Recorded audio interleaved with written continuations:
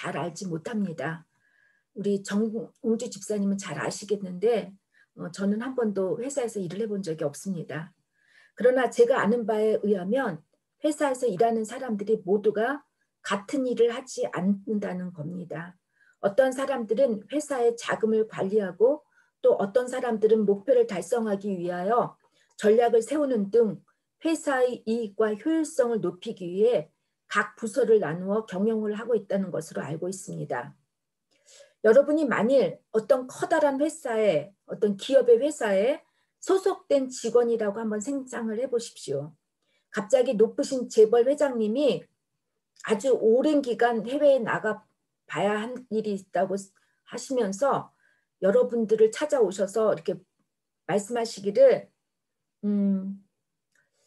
유진 씨, 당신은 내가 당신에게 인사 권한을 주면서 회사를 위해 유능한 기업인들을 잘 뽑으라고 하고 우리 안젤로 형제님에게는 너는 영업을 잘하라고 하고 그리고 우리 지휘자매님에게는 회사 건물을 잘 유지할 수 있도록 이렇게 책임을 부여하고 언제 오겠다고 하는 그런 기약 없이 외국을 나갔다고 한다면 여러분은 어떻게 하시겠습니까? 회장이 없으니까 이제부터 자유다라고 눈치 볼 사람도 없다고 생각하고 여러분 마음대로 하시겠습니까? 아니면 회장이 없는 동안에도 나에게 맡겨준 회장에게 감사하는 마음으로 회사의 경영을 잘 유지하기 위해 모든 힘과 최선을 다해 일을 하시겠습니까? 오늘 본문 말씀을 저는 이와 같은 맥락으로 이해하시고 함께 우리가 봉독하는데 마태복음 25장 14절에서 30절까지인데 우리 정현주 집사님께서 1절부터 19절까지 읽어주시고 20절부터 30절까지는 우리 이은미 집사님께서 읽어주시기 바랍니다. 목사님 1절부터요? 14절부터 19절까지요. 예. 또 어떤 사람이 타국에 갈 때 그 종들을 불러 자기 소유를 맡김과 같으니 각각 그 재능대로 한 사람에게는 금 5달란트를, 한 사람에게는 2달란트를, 한 사람에게는 1달란트를 주고 떠났더니 5달란트 받은 자는 바로 가서 그것으로 장사하여 또 5달란트를 남기고 2달란트 받은 자도 그같이 하여 또 2달란트를 남겼으되 1달란트 받은 자는 가서 땅을 파고 그 주인의 돈을 감추어 두었더니 오랜 후에 그 종들의 주인이 돌아와 그들과 결산할세.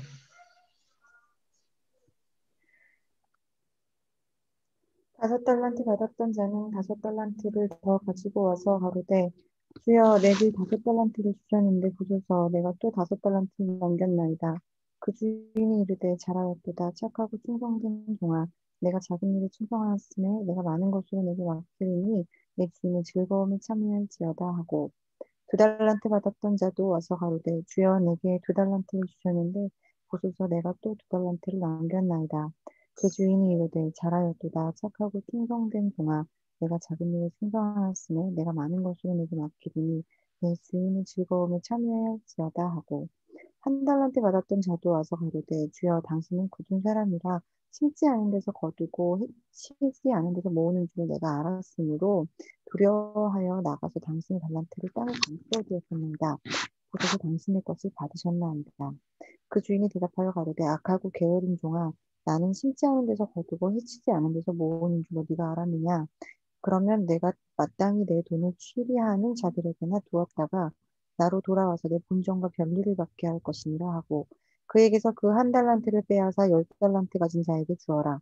무릇 있는 자는 받아 풍족하게 되고 없는 자는 그 있는 것까지 빼앗기리라. 이 무익한 종을 바깥 어두운 데로 내어 쫓으라. 거기서 슬피 울며 이를 갈미 있으리라 하니라. 네, 감사합니다. 오늘 본문 이야기를 간단히 요약하면 어떤 주인이 외국으로 떠나면서 그는 3명의 종들에게 그들의 재능에 따라 5달란트, 2달란트, 1달란트를 주었고 어느 날 이제 주인이 다시 돌아오자 5달란트와 2달란트를 받은 종들은 장사를 잘해서 각각 배로 불려 칭찬을 받았으나 한 달란트를 받은 종은 그 돈을 땅에 묻어 그대로 두었다가 주인으로부터 책망을 받았다는 내용입니다. 이 비유 이야기는 예수님께서 종말에 심판하실 것이라고 말씀을 전하자 제자들이 이해하지를 못하니까 예수님께서 이 비유를 들어 말씀하신 이야기인데, 이렇게 종말에 대한 세 가지 비유 말씀이 마가복음 25장에 기록되어 있다고 했습니다. 오늘은 지난번 열처녀 비유의 이야기에 이어서 예수님의 달란트 비유 말씀을 나누면서 올해가 다 가기 전에 우리의 신앙을 뒤돌아보고 점검하는 시간이 되었으면 합니다. 예수님의 이 달란트 비유 이야기는 잘 알려진 이야기입니다. 교회를 다니던 교회를 다니지 않던 이 비유 이야기는 많은 사람들이 알고 있습니다. 여러분이 오랫동안 교회를 다니신 분들이라면 이 비유 이야기를 전하시는 목사님들의 설교 내용들이 참 다양하고 다르다고 생각하실 수 있을 것입니다. 그만큼 이 비유 이야기에 대한 해석이 다양하기 때문입니다. 본문 이야기에 들어가기 전 저는 이 달란트 비유 이야기에서 오해가 될 수 있는 몇 가지 의문점들을 짚고 넘어가려고 합니다. 첫 번째 의문은 종말의 심판의 기준이 우리의 행위에 따른 것인지, 즉 우리가 선행을 많이 했고 선행을 적게 했는지 아니면 전혀 안 했는지에 따라 하늘나라에 갈 수 있고 하늘나라에 갈 수 없는 것인지에 대한 의문이고, 두 번째는 하나님께서는 왜 종들에게 달란트를 주셨을 때 불공평하게 분배를 하셨는가입니다.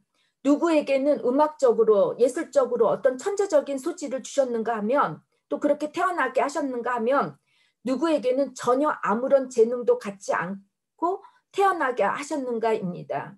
세 번째는 주인이 종들에게 달란트를 줄 때는 많은 이윤을 남겨놓으라고 말씀하시지도 않았는데 손해를 끼치지 않으려 땅에 돈을 묻어둔 한 달란트 받은 종에게 왜 악하고 게으른 종이라고 비난을 하셨는지, 이렇게 비난이 옳은 것인지 하는 의문입니다.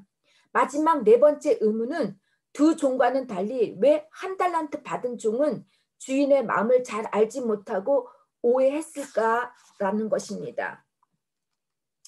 이런 오해와 의문들은 사실 달란트를 우리가 받은 재능이나 재산을 잘 관리하고 열심히 키워야 한다고 강조를 하게 되면 이렇게 생길 수 있는 의문들이고 문제들입니다. 달란트를 재능이나 재물에 그 포커스를 두면 이런 오해는 잘 풀리지 않습니다. 달란트 비유 이야기는 종말에 기름을 잘 준비한 5처녀와 그렇지 못한 5처녀의 비유 이야기처럼 마지막 때를 잘 준비하라는 것에 초점을 두고 읽어야 주님께서 말씀하신 핵심 주제가 무엇인지 올바르게 이해할 수 있습니다. 먼저 달란트는 구약시대에서의 무게의 단위였지만 신약에서는 무게와 질량을 측정하는 단위였습니다. 헬라어로는 달란톤이라고 하는데 어떤 금속의 무게를 저울질할 때 쓰이는 단위입니다.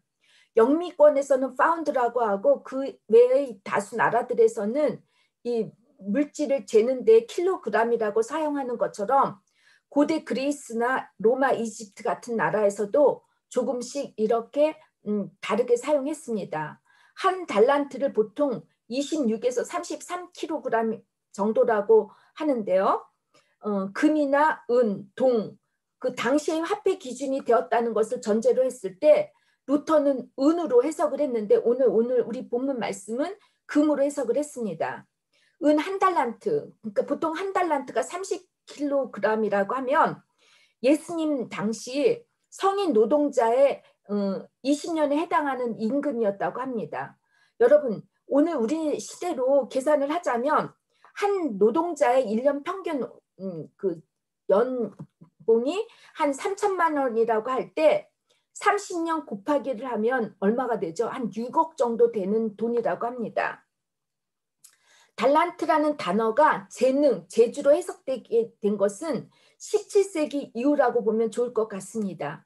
신약 성경이 그리스어로 쓰여져 있었기 때문에 마태복음 25장을 라틴어로 번역했을 때 탈렌툼으로 묘사했고 이 탈렌툼이 로마너, 그러니까 영어권이죠. 이게 스며들면서 16세기에는 이미 영어권에서는 달란트, 재능으로 해석하게 되었다고 합니다. 그 전까지 그 종교개혁자 루터나 츠빙글리들은 이 달란트를 쓰지 않고 당신의 화폐 기주인 센트너, 그래서 독일 루터 성경을 보면 아직도 센트너라고 이렇게 쓰여 있습니다. 그러니까 달란트를 재능이나 재주로 본 것은 17세기 이후에 그러니까 독일과 프랑스에서 이렇게 해석하면서부터라고 생각하시면 될 것입니다. 여러분, 독일어로 재능을 베가붕이라고 하는데 이는 가베가 뭐죠? 은사. 그리고 아우프가베가 뭐죠? 과제가 이렇게 담겨 있습니다. 포함되어 있습니다. 달란트란 재능이나 은사를 받은 사람에게는 그만큼의 과제, 숙제가 따른다는 뜻으로 해석할 수 있습니다. 종들이 평생 벌어도 다 벌 수 없을 만큼의 보물을 주인이 종들에게 맡기고 떠났다는 것 외에는 것에는 이 재산이 종들의 소유가 아니고 주인의 것임을 우리는 잊어서는 안 됩니다. 엿장수 마음대로라는 말처럼 주인의 소유자이기 때문에 주인 마음대로 할 수 있는 권한이 주인에게는 있습니다. 주인은 종들의 재능에 따라 달란트를 맡겼다고 했습니다. 아마도 주인은 종들과 오래 살면서 그들의 재능이 무엇인지 잘 알고 있었으리라 믿습니다. 종들의 장점이나 능력, 그들이 갖고 있는 특유의 성격, 또 지성, 감성, 의지, 체격, 능력 등을 잘 관찰해서 어떤 종들이 어떤 일들을 잘할지 자신이 필요한 곳에 일을 맡겼으리라고 짐작할 수가 있습니다. 저도 학교에서 아이들을 가르쳐다 보면 어떤 아이가 어떤 일을 잘하는지 제가 눈에 보입니다. 그런데 여러분, 제가 어렸을 적만 해도 공부를 잘하는 친구가 가장 우수한 사람으로 취급을 받았었습니다. 우리나라에서는. 아무리 운동을 잘하거나 음악이나 미술 이런 소질이 많은 친구들이 모든 것을 다 잘해도 공부를 잘하는 사람보다는 다 별 볼 일 없다고 생각을 했었습니다. 또 제가 학교 다닐 때는 선생님이나 주변 사람들이 쟤는 운동이나 음악 예술을 잘하는 친구들이 있다면 쟤는 정말 운동을 잘하는데 글쎄 공부를 잘 못해 라고 폄하하면서 이야기를 했는데 요즘은 다행히 한국이 많이 달라졌다고 하는데 정말 그렇습니까? 아직도 한국에서는 여전히 스카이 대학에 나온 사람들이 최고야라고 하는 마인드가 변함없이 고정되어 있는 것을 보면 그렇게 많이 달라지지 않은 것 같은데 어떻습니까, 여러분? 얼마나 우리 한국 사회가 이런 편견에 사로잡혔는지 우스갯소리로 하는 이야기를 제가 한 인터넷에서 떠도는 것을 봤는데요. 40대는 지식의 평준화, 50대는 얼굴의 평준화, 60대는 자식을 잘 둔 사람이나 못 둔 사람이나 똑같고 70대는 남편이나 아내가 있는 사람이나 없는 사람이나 똑같고 80대는 재산의 평준화, 90대는 수명의 평준화라고 합니다. 산에 가서 죽든 산에 가서 집에서 죽든 똑같이 죽는다라는 것입니다. 여러분, 이 말씀이 우스갯소리지만 맞지 않습니까? 인간의 판단 기준이 외적 조건과 아무 상관이 없이 다 똑같다는 것입니다. 하나님께서는 하지만 우리를 이 땅에 보내주셨을 때는 우리의 외적 모습뿐 아니라 인격이나 역할, 모든 것이 서로 다른 독특한 존재로 나만이 할 수 있는 그 무엇인가를 부여해 주시고 보내주셨다고 저는 믿습니다. 만일 주인이 고의적으로 종들의 능력에 따라 불공평하게 나눠줬다면 주인이 돌아와서 계산할 필요가 없을 것입니다. 주인은 이미 잘하는 종은 많은 이윤을 남길 것을 알고 있었고 더 많은 돈을 줬다고 하면 주인이 결산할 필요가 없지 않았겠습니까? 주인의 판단에는 얼만큼 이윤을 벌었고 남겼느냐가 중요하지 않았습니다. 양이 아닙니다. 5, 2, 1 달란트씩으로 다르게 주었다는 것은 어떤 특정인을 편애하거나 차별해서 많이 주고 적게 준 것을 의미하지 않습니다. 사람마다 고유의 능력과 재능이 다 다르다는 것을 달란트라고 하는 그 단위로 표현하다 보니 숫자적으로 차이를 두었을 뿐입니다. 5달란트를 받은 자나 2달란트를 받은 그 두 종 모두에게 잘했다. 착하고 신실한 종아. 내가 적은 일에 신실하였으니 이제 내가 많은 일을 내게 맡기겠다고 하시면서 나와 함께 기쁨을 누려라고 하지 않습니까? 똑같은 말로 칭찬하시는 것을 보면 주인의 입장에서 보면 달란트는 숫자나 양적 분량에 있지 않습니다. 얼마나 많은 이윤을 남겼느냐 그 결과에 있는 것이 아니라 얼만큼 최선을 다했느냐 그들의 성실성을 봤던 것으로 보입니다. 설사 그들이 최선을 다했지만 손해를 봤다라 할지라도 주인은 똑같은 칭찬을 해줬을 것이라고 저는 생각합니다. 종들이 주인을 믿고 열심히 책임을 다한 것이 주요 관점입니다. 비록 아주 작은 일이라 하더라도 최선을 다한 종들의 모습이 주인의 판단 기준이었습니다. 저는 학교에서 아이들을 이렇게 시험을 볼 때 구두 시험이 40점이고 슈리프트리 시험이죠. 쓰는 시험, 서류 시험이 40점이고 20점은 얼만큼 얘네들이 그 헤프트 공책을 잘 관리했는지를 보는 것입니다. 그런데 저는 공부를 못하는 친구들이 이 그 공책 관리를 참 잘해요. 그러면 이 아이들에게 저는 정말 나쁜 점수를 주고 싶지 않습니다. 이 아이들이 노력했는데 이걸 하지 못하는 것을 제가 어떻게 점수로 다 이 아이를 판단하겠습니까? 그래서 저는 웬만하면 다른 과목과는 틀리 제 과목에는 낙점을 주지 않습니다. 이런 관점에서 여러분과 제가 달란트 비유 이야기를 이해하게 되면 주인이 종들에게 주고 간 달란트 보물은 하나님께서 우리에게 주신 특권이나 기회가 아닐까 싶습니다. 여러분, 우리가 하나님으로부터 아무런 수고나 노력도 하지 않고 받은 것이 무엇이라고 여러분은 생각하십니까? 오늘 우리 주일학교 아이들한테 물어봤더니 우리 아이들이 참 귀여운 대답들을 많이 했습니다. 너무 솔직해서 제가 감사한데 저는 주일학교 아이들에게 질문하면서 제가 많이 배웁니다. 여러분은 주님께서 주신 그 갑의 달란트를 여러분은 무엇이라고 생각합니까? 다 중요한 거 많지만 가장 중요한 것은 무엇입니까? 자신의 목숨을 바쳐서라도 우리를 살리시기 위해 주신 것이 여러분 무엇이라고 생각합니까? 바로 은혜, 사랑, 값없는 사랑이 아닙니까? 5달란트나 2달란트 받은 사람들은 이 은혜와 사랑에 최선을 다했다고 저는 생각합니다. 반면 1달란트 받았던 종은 주인에게 와서 말하기를 24절에서 25절입니다.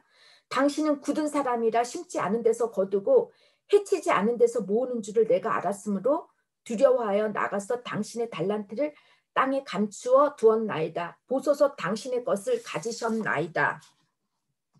우리 중에 어떤 분들은 1달란트를 받은 종이 적게 받아서 불만이 있어서 그럴 수 있는 것이 아니겠느냐고 이 1달란트 받은 종을 충분히 이해하실 수 있다고 하시는 분들이 있습니다. 저도 이해가 됩니다. 그러나 1달란트 받은 종의 커다란 실수는 주인의 마음을 알지 못했다는 것입니다. 그는 주인을 24절 굳은 사람이라 심지 않은 데서 거두고 해치지 않은 데서 모으는 사람이라고 오해를 하고 있습니다. 굳은 사람이 뭐죠? 스크레로스라고 하는데 이 말은 박정하고 포악하고 거칠고 무서운 사람이라는 뜻입니다. 그는 한마디로 주인을 나쁜 구두쇠나 돈을 모으는 데만 집착하여 노동력을 착취하는 파렴치한 악덕 기업인으로 봤을 것입니다. 해치지 않은 데서 모으는 것이라는 것은 여러분 타작을 하지도 않고 남이 타작한 것을 뺏는 즉 남의 것을 뺏는 사람이라고 주인을 잘못 인식하고 있었다는 것입니다. 자기를 신뢰해서 6억이라는 돈을 맡긴 주인의 마음을 이렇게 오해하는 종들을 보면 여러분은 하나님에 대해 어떻게 생각하고 있습니까? 우리는 받은 것이 우리나라 사람들은 비교를 잘해요. 비교를 잘해서 내가 받은 것보다 다른 사람이 더 나보다 더 좋은 것을 받았다고 하면 우리들은 난리 나지 않습니까? 어린 아이들 마찬가지예요. 크리스마스 때 보면 싸우고 난리 나요. 부모님은 똑같은 돈으로 계산을 해서 분명하게 똑같이 이렇게 아이들이 필요할 걸 줬는데 내가 가진 것보다 다른 형제들이 가진 것들이 더 값져 보이고 좋아 보이면 불평 불만들 너무 많이 합니다. 그 부모님에게 주신 사랑 이런 거 생각 안 해요. 자기가 받은 선물이 다른 친구들과 비교했을 때 많다고 생각하고 좋다고 생각하면 그저 부모님이 원망스럽습니다. 그리고 부모님한테 왜 차별하느냐고, 누구누구는 더 좋아하고 나는 왜 더 덜 좋아하느냐고 이렇게 불평을 합니다. 또 여러분 또 이해할 수 있어요. 부모님들 중에서 저희 부모님, 특히 저희 어머님은 아들을 너무 좋아해가지고 나머지 딸들은 찬밥이었어요. 그런 경우도 있을 수 있습니다. 그런데 여러분 중에는 더러 하나님에 대하여 잘못 아시고 오해하시거나 하나님께 혹시 원망을 하시는 분들이 있지 않습니까? 제가 아주 오래전에 우리 아들과 다툰 적이 있었습니다. 제 마음과는 달리 말도 안 되는 말로 저를 아프게 이렇게 콕콕 이렇게 아주 찔러가지고 말을 한 적이 있어서 제가 너무너무 속상해서 너가 그렇게 나온다면 이제부터 내가 너한테 주는 한 달에 주는 용돈 모든 물질적 지원을 끊어버리겠다고 이제 협박 아닌 협박을 한 적이 있었는데요. 제가 낳은 자식이지만 내 마음을 몰라줄 때 부모로서 정말 마음이 아픕니다. 여러분들 아이들이 아직 어려서는 모르는데 우리 이용 집사님 경험하셨을 거예요. 아이들이 이 사춘기만 돼봐요. 좀 더 컸으면 뭐 얼마나 아픈 말을 하는지 모릅니다. 여러분 내가 헌신하고 사랑하는 내 남편이 아내가 또 남편이 날 오해하고 인정해주지 않는다면 여러분 마음이 어떻습니까? 속상하지 않습니까? 또 내가 낳은 자식이 내 마음을 정말 몰라줄 때 마음이 아픕니다. 내가 열심히 봉사하고 일을 했는데 우리 상사가 정말 못했다고 타이르고 야단치면 정말 상사가 꼴보기 싫어 미칠 것 같을 것입니다. 그만두고 싶을 것입니다. 당장 회사를 그만둬야 되는데 처자식을 먹여 살려야 하니까 치사하지만 다니는 분들 많이 있으니까 우리 정 집사님 웃고 계시는데 제 말에 공감하시죠? 그렇습니다. 그런데 주인과 함께 있으면서도 주인의 마음을 알지도 못하고 함부로 자기의 생각대로 판단하고 평가한 불신앙적인 모습이 어쩜 우리들의 모습이 아니겠습니까? 또 한 달란트 받은 종은 주인에게 전혀 감사가 없었습니다. 이 3명의 종들 모든 같은 주인을 섬기고 있었는데 두 종과는 달리 이 한 달란트 받은 종은 주인을 믿지도 못하고 자기 마음대로 판단하고 오해했습니다. 그 결과가 어떻습니까? 26절 30절 악하고 게으른 종아 나는 심지 않은 데서 거두고 해치지 않은 데서 모으는 줄로 내가 알았더라면 차라리 내가 돈을 치리하는 자들에게 맡겼던 것이 나아서 내가 돌아왔을 때 원금과 이자를 받지 않겠느냐며 그의 마지막 달란트를 빼앗아서 10달란트 가진 자에게 주라고 하면서 이 무익한 종을 바깥 어둠 대로 내쫓으라고 하십니다. 그러면 그가 슬피 울며 후회할 것이라고 이렇게 주인은 3번째 종에게 이렇게 단호하게 심판을 하십니다. 여러분 다른 비유들과 마찬가지로 달란트 비유에도 그 때가 옵니다. 결산할 때. 언제 주인이 올지 모르지만 오랜 후에 반드시 주인이 돌아와 그들이 무엇을 어떻게 했는지 결산하시겠다고 합니다. 하나님께서 종말에 우리를 이렇게 심판하시겠다는 것입니다. 하나님께서 심판하시는 그 심판의 기준이 내가 하나님께 어떤 말을 했는지 어떤 행동을 했는지 그대로 심판을 받는다고 하면 여러분 무섭지 않습니까? 우리가 평소에 어떤 말을 해야 하고 어떤 행동을 해야 하는지 정말 조심해야 하지 않겠습니까? 오늘 주님 하나님의 심판은 하나님이 일부러 하신 게 아니라 그 종이 말했던 그대로 하나님께서 심판해 주십니다. 저는 오늘 본문 말씀을 이렇게 설교로 준비하면서 예전에 있었던 일들을 떠올랐습니다. 달란트 비유에 대한 여러 해석들이 제 모든 운명을 바꿔놓게 했던 사건들이 있었습니다. 제가 한 번은 대학교 들어가기 위해 당시에는 예비고사였습니다. 그 대학 입학 시험이었어요. 우리 정 집사님은 아실 거예요, 그죠? 그때 제가 시험지를 밀려 쓰는 바람에 실패를 하고 재수를 했었습니다. 제 주위의 친구들은 모두가 다 대학을 들어갔고 저만 대학에 들어가지 못하고 재수를 하고 정말 많이 속상했었지만, 이번 재수의 기회를 통해 제가 더 공부를 열심히 해서 원하던 대학에 이제 장학생으로 선발이 되어서 부모님이나 가족들 그리고 주변 사람들을 이제 놀라게 해주고 기쁘게 해줄 것이라고 생각하고 열심히 정말 최선을 다해 공부를 했습니다. 그런데 또다시 똑같은 비슷한 실수를 제가 하고 말았습니다. 1교시 때 국어와 윤리 시험이었어요. 근데 제가 답안지에 이렇게 잘못 기입을 해서 제가 중간에 시험 감독한테 새로운 답안지를 요구를 해가지고 이 답안지에 다시 기록할 때 겁이 날까봐 문제지에 먼저 그 제가 다 답을 이렇게 써서 손으로 맞춰가면서 하려고 하는 그 중에 갑자기 종이 쳤습니다. 제가 정말 그때 추웠을 때 그 시험관이 3명이 났는데 제가 그 감독한테 무릎을 꿇고 제발 다른 친구들을 다 이렇게 걷을 때 점것만 마지막으로 내가 이것만 할 수 있게끔 해달라고 했는데 그 시험관이 무시하고 다른 2 여자들은 그거를 허락하려고 했었는데 그 시험관이 허락하지 않고 제 거를 다 뺏어갔는데 정말 마음이 너무너무 속상했었습니다. 그 이후에 제가 이제 2번째 시험이 아마 수학이었을 거예요. 근데 수학하고 역사인가 아무튼 수학이었는데 제가 정말 수학을 좋아했거든요. 근데 수학이 3차 연립방정식 1번 문제가 3차 연립방정식인데 그것도 풀리지가 않았어요. 1교시에 너무 쇼크를 받아서 아무것도 제대로 하지 못하고 점심시간에 잠깐 시간을 이용해서 밖에 나가서 집에다 전화를 하고 기도를 부탁했었습니다. 제가 이제 시험을 망치고 집에 돌아오는 날 저희 어머니께서 꿈을 꾸신 이야기들을 들려주셨습니다. 어머니가 이제 제가 시험 보는 날 아침에 꿈을 꿨는데 제 방에 국화꽃이 가득해서 정말 이쁘다 이렇게 생각하고 있는데 어머니의 지인이 제 방에 들어오더니 국화꽃을 꺾어서 몇 개를 가져가더라는 것입니다. 그래서 어머니가 오늘 제가 시험을 잘 보지 못할 것이라는 예감을 하고 있었다고 하시면서 그런데 그 국화꽃을 다 가지지 않았으니까 기다려보자라고 이렇게 말씀을 해주신 기억이 납니다.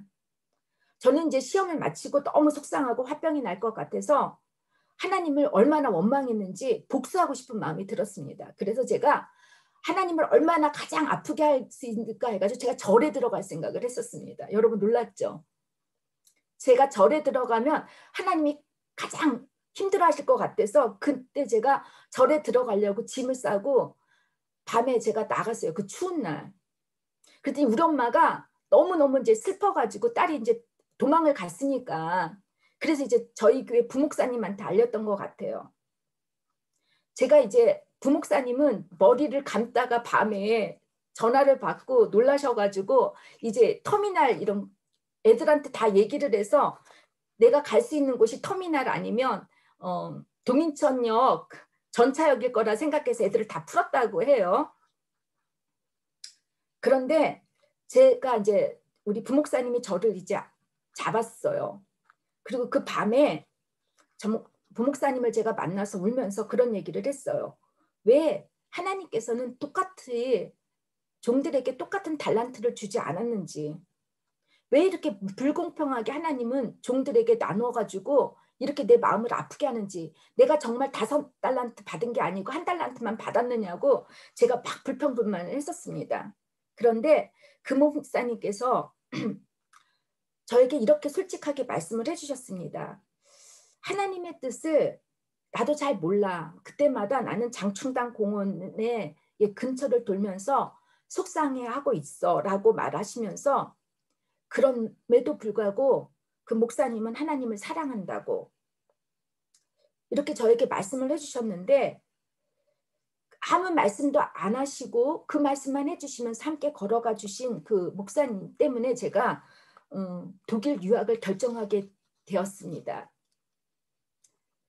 또 한 번은 제가 아이를 낳고 공부를 그만둬야 할 정도로 몸이 안 좋아 그렇게 아픈 적이 있었습니다. 귀에서 소리가 나는 티니투스라는 병을 앓으면서 가끔 이제 심한 어지럼증을 앓고 눈을 뜰 수가 없을 정도로 온몸을 움직이지 못하고 꼼짝 누워야만 했던 적이 있었습니다. 그래서 제가 지금도 귀가 안 좋아서 그 이후로 제가 이제는 이제 보청기를 껴야 되는데, 이 때문에 저는 제가 원하고 바라던 모든 꿈을 접어야 했었습니다. 정말 당시에는 안 가본 병원이 없을 정도로 이 병원 저 병원 다 다녀봤고 또 몇 번씩이나 병원에 입원을 했고 수술을 받아본 적도 있었습니다. 어느 날 제가 이렇게 살려고 유학 온 것은 아닌데 내 삶이 이렇게 아프다가 끝날 것인가 이렇게 생각을 하고 저를 쳐다보니까 너무 한심해 보였습니다. 그래서 그때부터 제가 그러면 내가 할 수 있는 일은 무엇일까 생각해보고 이제 작은 일부터 제가 최선을 다하는데 먼저 하루하루 감사를 하며 살아보자라고 마음을 다짐을 했습니다. 그리고 그림도 그리고 플룻도 공부하고 여기저기 번역 일도 하고 그러다가 좀 명품 백화점이죠. 그 명품 백화점에 가서 알바도 하고 이렇게 제가 시간을 보냈습니다. 저는 원래 청소를 하는 거를 되게 좋아했습니다. 어느 정도냐면 독일 친구들이 이제 갓난 아이를 데리고 우리 집에 오면 이 갓난 애들이 기어다니잖아요. 그럼 그 기어다니는 아이들의 바지에 먼지 하나가 없었어요. 머리카락 하나 없을 정도로 제가 청소를 그렇게 깨끗이 하고 살았고 창문은 2주에 2번, 부엌에는 손자국이 나는 거를 제가 하지 않았어요. 이런 헤드 그 요리하는 그거에 그 정도로 제가 청소도 잘하고 제 아들에게는 모든 알바나 이런 것들 일을 제가 오전이나 저녁 때 했고 아이들이 오는 시간에는 제가 집에만 있었어요. 그래서 우리 아들이 집에 왔을 때는 저는 늘 따스한 밥으로 점심을 해줬어요. 저희 아이에게 저는 외식이나 이런 어떤 이렇게 밖에서 음식을 주문하거나 배달해 본 적이 거의 없었습니다. 당시 저도 이 똑같은 달란트 비유 말씀을 묵상했습니다. 제가 고등학교 졸업하고 났을 때 그 묵상과 지금 묵상을 그 당시 묵상을 하면서 저는 그때 어떻게 생각했냐면 하나님 한 달란트만 받으면 뭐 어때요? 아니 아무런 달란트를 받지 못했어도 주님이 주신 사랑과 은혜로 열심히 사람들에게 봉사하고 사랑하면서 최선을 다하겠다고 다짐하고 매일매일 감사로 말씀을 읽고 찬양으로 하루를 시작하고 그리고 저는 그때 양로원에 가서 노인들이 예배를 드릴 때 반주자가 없어서 제가 피아노 반주를 해주고 노인들 휠체어를 끌고선 제가 예배실까지 인도하고 또 누가 죽으면 김밥 싸들고 거기 가서 위로해주고 시간 날 때마다 도서관에 가서 심리학부터 시작해서 신학 서적들을 빌려가지고 독서를 하며 시간을 보냈었습니다. 이렇게 한 지 3년이 지나고 나니까 정말 놀라운 일들이 저에게 일어났습니다. 제가 원하고 바랬던 박사만 빼고 모든 것이 다 이루어졌는데 저는 이 이루어진 것에 감사한 것이 아니라 하나님께서 어떻게 이렇게 섬세하게 나를 눈동자처럼 지켜주시고 나의 신음까지도 다 알고 계시면서 나와 함께 동행하시고 있다라는 이 자체가 너무너무 저는 이렇게 살아계시구나 하나님이 소름이 돋을 정도로 놀랍고 감사했었습니다. 그래서 제가 그 하나님이 얼마나 고맙고 놀라웠고 감사했는지 제가 여러분들에게 말씀했죠. 저를 지렁이라도 되게 하시더라도 하나님 저는 주님을 사랑할 수 있겠다고 고백을 했었는데 어떻게 했다고 그랬죠? 7시간 뒤에 제가 지렁이가 되는 그런 어려운 시험을 겪었었습니다. 여러분 제가 신학 공부를 해서 목회자가 되겠다고 했던 것이 재수했었을 때의 약속이었습니다.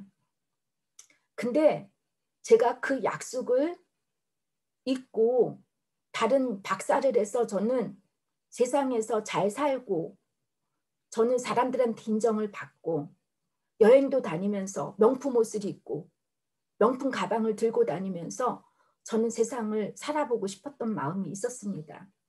그런데 하나님은 저를 잊지 않으시고 다시 신학 공부를 하게 하시고 목회자로서 정말 어려운 훈련을 겪게 하시고 이렇게 제가 여러분 앞에 목회자로서 그리고 독일 교회를 섬기게 하셨습니다. 여러분, 올 한 해가 이제 며칠 남지 않았습니다. 새해를 맞이하기 전에 여러분의 지난 시간들을 돌이켜보셨으면 합니다. 지난 시간 우리가 얼마나 선한 일을 많이 했고 주어진 사명에 얼만큼 최선을 다했는가를 주님 앞에서 결산하시기보다는 정말 우리가 주님을 올바르게 알고 있었고 올바르게 믿고 있었는지를 생각해 보셨으면 합니다. 물론 하나님께 속상하신 분들이 계실 수 있습니다. 왜 하필 나에게 이런 일을 허락하셨는지, 하나님께서는 다른 사람들을 다 사랑하시는데 왜 나에게만 이렇게 불공평하시고 가혹하게 하시는지 오해하고 있으신 분들이 계실 수 있습니다. 제가 예전에 그랬던 것처럼. 그러나 여러분, 우리가 원하는 대로 바라는 대로 지금 당장 그 일이 이루어지지 않았다 해서 하나님을 오해하지 마셨으면 합니다. 또 이 또한 지나가는 일입니다.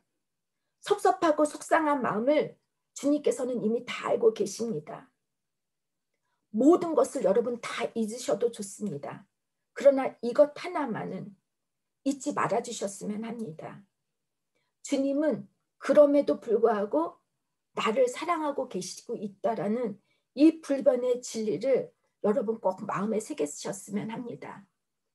마음속으로 주님을 오해하고 죄를 짓는 이보다 주님의 선하심을 믿고 이 상황에서 내가 할 수 있는 최선의 방법으로 주님을 사랑하고 내게 주어진 사람들을 사랑하며 이것이 나를 정금처럼 쓰시기 위한 하나님의 훈련이라고 믿고 잘 견디시는 여러분과 제가 되기를 주님의 이름으로 부탁합니다. 또한 이 달란트 비유 말씀을 들으셨다면 아무리 우리가 교회를 오래 다니고 하나님을 믿고 있지만 여전히 변하지 않는 우리들의 믿음, 열매로 나타나지 않은 우리들의 신앙은 어떠한지 이 한 해가 지나가기 전에 우리 모두 우리의 신앙을 되돌아보시고 또 돌이켜보시는 시간이 되시기를 주님의 이름으로 부탁드립니다. 이제 말씀을 마치겠습니다. 달란트 비유는 열처녀의 비유처럼 우리가 종말에 주님을 어떻게 기다려야 하는지 이야기하고 있습니다. 여러분과 제가 받은 달란트는 주님께서 우리를 살리시려고 본인의 피값으로 지불해 주신 생명이고 선물이라면 이 선물을 받은 우리들의 믿음과 신앙은 어때야 합니까? 이렇게 존귀한 내 삶인데 혹시 내가 시간을 헛되이 낭비하고 있지는 않은지, 열매 없는 믿음 생활을 하고 있지는 않은지, 여전히 뜨겁지도 차지도 않은 나의 신앙생활을 반복하고 있지는 않은지, 하나님이 주신 은혜를 땅속 깊이 감추며 살고 있지는 않은지, 혹시 내 가족이나 주변 사람들과 풀리지 않는 오해들로 갈등을 하고 있어서 아직도 마음이 괴롭고 있는지 여러분 잘 돌이켜보시기를 바랍니다. 그날이 결산할 날이 반드시 옵니다. 여러분과 저는 주님으로부터 결산하는 그 날에 착하고 충성된 종아, 내가 적은 일에 충성하였으며 내가 많은 것을 내게 맡기리니 내 주인의 즐거움에 참여할지다라고 하는 그 말씀을 우리 주님으로부터 듣기를 축원합니다. 이제 다 같이 기도하시겠습니다. 하나님, 여전히 저희들이 부족해서 만약 오늘 당신이 결산하러 온다면 저희들은 무엇이라고 대답할지 모릅니다. 그럼에도 불구하고 하나님 아낌없이 저희를 사랑하시는 주님을 우리는 사랑하고 믿습니다. 오늘 이 시간 하나님 2020년이 다 지나가기 전에 혹시 우리 마음속에 주님을 오해하고 있었던 일이 있다면 또 오해할 만큼 우리들이 힘든 어려움을 겪고 있었다면 주님, 우리의 죄악들을 용서하여 주시고 우리의 섭섭한 마음, 우리의 아픈 마음을 이 시간 감싸주시면서 사랑하는 딸아, 아들아, 조금만 참을 수 있느냐고 위로해 주시고 이것은 너에게 주는 나의 훈련이라고 주님이 우리를 격려해 주시고 위로해 주시며 이 모든 어려운 문제들을 주님께서 다 해결해 주실 줄 믿습니다. 그리고 우리의 부족했던 모든 것들을 이 시간 다 회개하고 하나님 새해를 맞이할 수 있는 우리 저와 우리 바젤 한인 선교교회 교우 모두가 될 수 있도록 함께하여 주시옵소서. 예수님의 이름으로 기도드렸습니다. 아멘. 지금은 세상 끝날까지 우리를 버리지 아니하시고 함께하시는 성자 예수 그리스도의 은혜와 무한하신 하나님의 사랑하심과 우리를 진리 가운데로 인도하시는 성령의 감화와 감동하심과 교통하심이 이제로부터 영원히 함께하시기를 간절히 축원하옵나이다. 아멘.